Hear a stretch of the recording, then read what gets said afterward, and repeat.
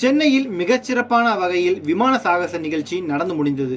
இதை சுமார் 15 லட்சத்திற்கும் அதிகமான மக்கள் கண்டு ரசித்தனர். இருப்பினும் நிகழ்ச்சி முடிந்த பிறகு மக்கள் வீடு திரும்ப முடியாமல் டிராபிக் நெரிசலில் சிக்கி அவதிப்பட்டு வந்தனர். இதற்கிடையே வெயிலின் தாக்கத்தால் சாகச நிகழ்ச்சியை பார்க்க வந்த 4 பேர் உயிரிழந்துள்ளனர். இந்திய விமானப்படை 92 ஆண்டுகள் நிறைவு செய்ததை கொண்டாடும் வகையில் மெரினாவில் விமான சாகச நிகழ்ச்சி நடந்தது. இதை காண பல்வேறு பகுதிகளில் இருந்தும் மக்கள் குவிந்தனர்.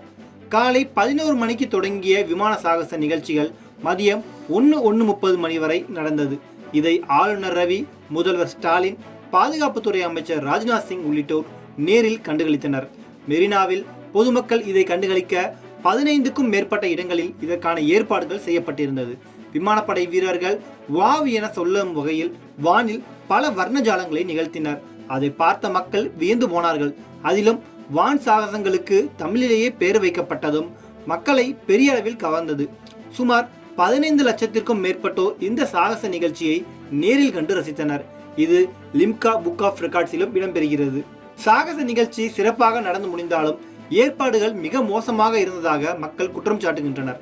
குறிப்பாக பல இடங்களில் குடிநீர் மற்றும் கழிப்பிட வசதிகள் கூட இல்லை என்று மக்கள் வேதனை தெரிவிக்கிறார்கள்.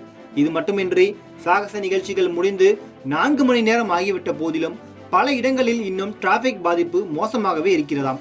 இதற்கிடையே சென்னையில் விமானப்படை சாகச நிகழ்ச்சியை பார்க்க சென்ற 60 வயதான நபர் உயிரிழந்துள்ளார். ஜான் என்ற அந்த நபர் மெரினாவில் சாகச நிகழ்ச்சியை பார்த்துள்ளார். நிகழ்ச்சி முடிந்த நிலையில் அவர் மயங்கியதை அருகே இருந்தவர்கள் பார்த்துள்ளனர். இருப்பினும் அப்போது அங்கு டிராபிக் மிகவும் மோசமாக இருந்ததால் உடனடியாக அவரை மருத்துவமனைக்கு அழைத்து செல்ல இயலவில்லை. அங்கிருந்தவர்கள் ஆம்புலன்ஸ்க்கு கால் செய்து சிறிது நேரத்துக்கு பின்னரே ஆம்புலன்ஸ் அங்கு சென்றுள்ளது.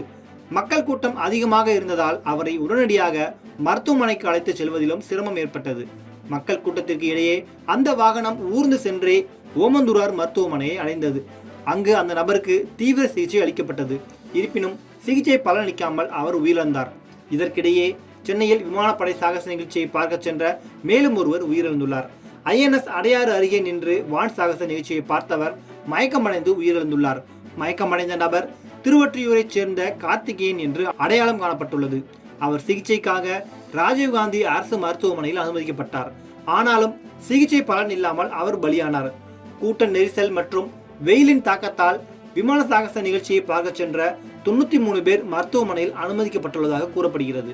சுமார் 200க்கும் மேற்பட்டோருக்கு வாந்தி மயக்கம் ஏற்பட்ட நிலையில் 93 பேர் ஆஸ்பத்திரியில் அனுமதிக்கப்பட்டனர். ஏற்கனவே ஜான், கார்த்திகேயன் ஆகிய 2 பேர் உயிரிழந்த நிலையில் தற்போது மேலும் 2 பேர் சிகிச்சை பலனின்றி உயிரிழந்துள்ளனர்.